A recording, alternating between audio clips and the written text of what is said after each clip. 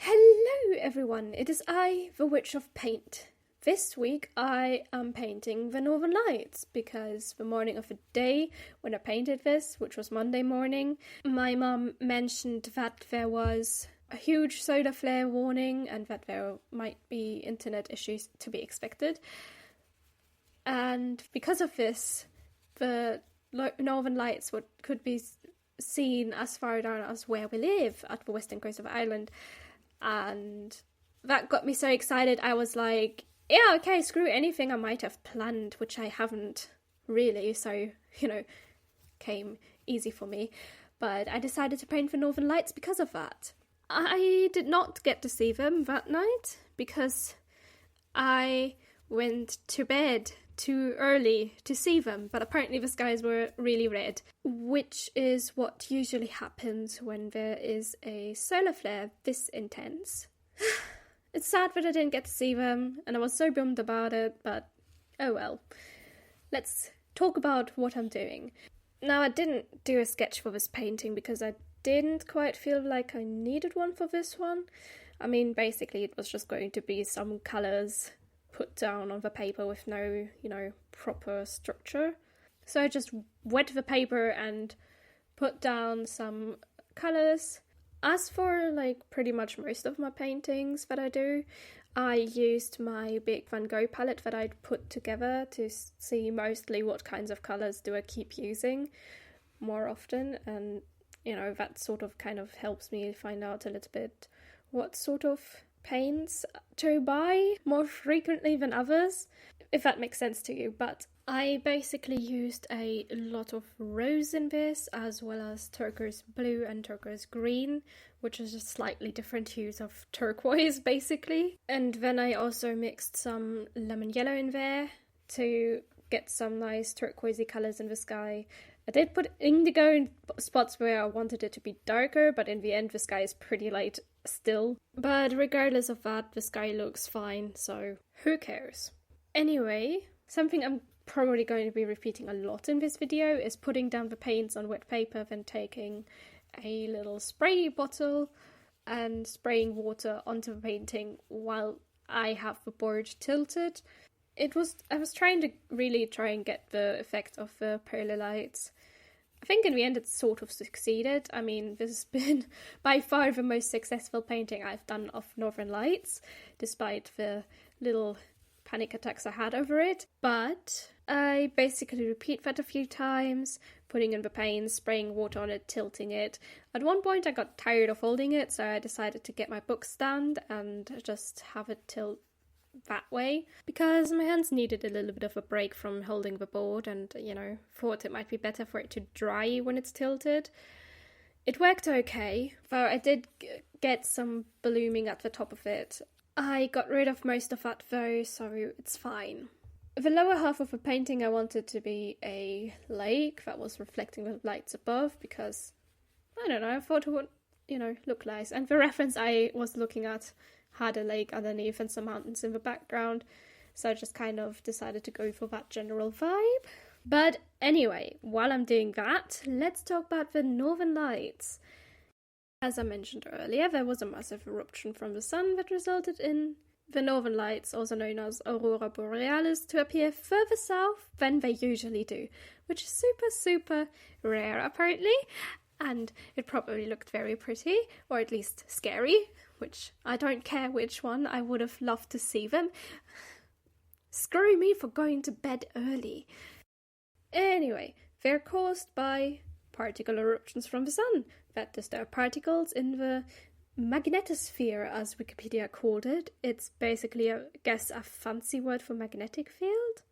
I'm not really sure, but I'm not a science person. I just like the polar lights, and I felt like looking this up a little bit. However, I'm not here to talk about the science because I'm not an expert on the science behind the Northern Lights, and I think it would be a lot more fun if I talked about the myths and stories that humans have come up with surrounding the Northern Lights. And there are plenty of those around because plenty of humans have seen the Northern Lights and plenty of humans have invented stories about them. Like in Norse mythology, where they believed the Northern Lights were reflections caused by the Valkyries' armor as they carried fallen warriors from Earth to Valhalla. Valhalla is part of the Norse afterlife, those who have fallen in battle with a weapon in their hand, I think.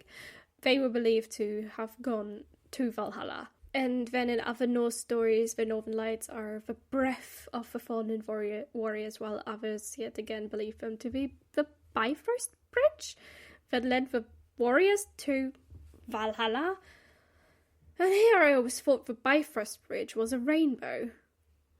I guess it depends. I'm not really sure. I guess Northern Lights as a bridge to Asgard and stuff makes sense, I guess. But obviously the Norse aren't the only ones with fancy stories. Finland calls the lights Revontulet, which translates to firefox, which comes from a story that says that the Northern Lights are caused by firefoxes that run so fast that when their tail brushes against the mountains, they create sparks that light up the skies. Or, alternatively, there's also a version where they brush up snowflakes that fly into the sky, catch the moonlight, and then create the Northern Lights. I think it's really beautiful, and I really want to paint a firefox like that sometime. Just because the idea of it is absolutely cool. I'm gonna have to find myself some references. Anyway, in Iceland, it was apparently believed that the Northern Lights could relieve pain during childbirth, but if a pregnant woman looked directly at the Northern Lights, their baby would be born cross-eyed. And I honestly wonder where that idea came from. Like, why would you blame cross-eyed babies on the Northern Lights? Like, why blame the Northern Lights for cross-eyed babies? Where are the statistics for this? When did they decide that the Northern Lights create cross-eyed babies? Anyway, that's something, I suppose. And then you've got us Europeans in the south that don't get to see these lights often, and when we do, they are often red because of a very intense solar flare that caused them, just like, last Sunday and Monday night. And as a result, we decided that they are a bad omen, because red skies are scary, guys. So we, on the continent, often think of the Northern Lights to be an omen of upcoming wars or plagues or other forms of bad luck. Like, for example, 2 weeks before the monarchy in France was overthrown during the French Revolution, there was an aurora borealis seen in England and Scotland, the one with the red skies and everything. And people supposedly heard great armies battling in the sky, which then was therefore thought to have been an omen of the turmoil to come in France. Like, a prophecy coming to them from, God, I guess. I don't know, it's a stretch to say that a sky phenomenon in England and Scotland predicted something in France. Humans are one strange species, I'm telling you. Well, not that I'm not human, but you know what I mean, we're so strange. Anyway, up north, of course, the lights are seen more often and not in such a drastic colour as red. They're usually, turquoise and purple and pretty, and as such, the people in Northern Europe usually tend to think of these as more of a positive thing and less of a threat, I know there's a couple of stories that are from up north where it's a little bit scary, spooky, like if you're not careful, the spirits that are the Northern Lights are going to grab you and take you with them. But, overall, not that bad.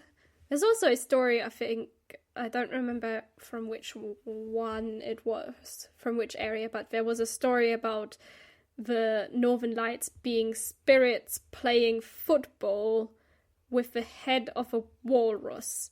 And honestly, at first when the article was like, yeah, the stories involved everything from going to the afterlife to football players, I was like, eh? How are these two connected? Well, technically they are connected now, aren't they? Because Spirit's playing football, but my brain had a short circuit there, honestly. And then you've obviously also got, the nice stories, the Arctic fox, and, relieve the pain during childbirth. Some really nice stuff. Am I ever going to paint spirits playing football with a walrus head? Probably not, because that's a bit gruesome. The firefox, though, yes, I will paint that at some point. I guess that's something to look forward to for you guys. But anyway, let's talk about my painting a little more, since I must have at least gotten to a point where I start the mountains, which I painted using some of my permanent blue violet, and I flat brush to block in the general shape of the mountains. I don't know, I have this brush laying around on my brush thing plate. It's technically my sister's, but she doesn't use it at the moment, so I'm using it. Sharing is caring, after all. Anyway, I used the flat brush to block in the general shape of the mountains that I wanted, and then I add in some indigo to areas where I wanted them to be a little darker, and then I also add in rose and turquoise blue and turquoise green on the tops of the mountains, so that it kind of looks like the light from the Aurora Borealis is also reflecting off of the mountains. I thought it would be pretty, and in the end I think it kind of, it gives that effect, definitely. I really like the way the mountains look.